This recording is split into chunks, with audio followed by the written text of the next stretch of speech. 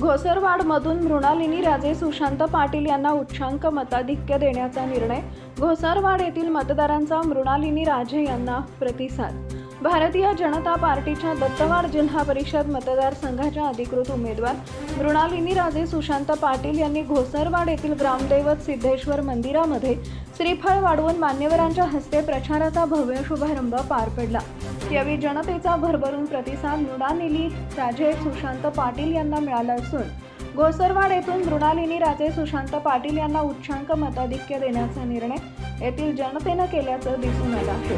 मृणालिनी राजे पाटील यांनी दत्तवाड जिल्हा परिषद मतदारसंघामध्ये प्रत्येक घरोघरी जाऊन प्रचाराला सुरुवात केली असून घोसरवाड गावामधून प्रचंड मताधिक्य देऊन निवडून देण्याचा निर्धार येथील जनतेनं केला आहे. महिला वर्गांनी त्यांचं औक्षण करून त्यांना आशीर्वाद दिले.